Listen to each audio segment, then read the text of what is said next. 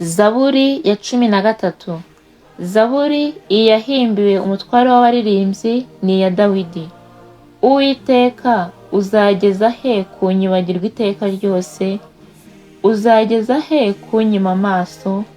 Nzageza he kwigira inama mfite agahinda mu mutima wanjye uko bukeye? Umwanzi wanjye azageza he gushyirwa hejuru yanjye? Uwiteka Mana yanjye, birebe unsubize.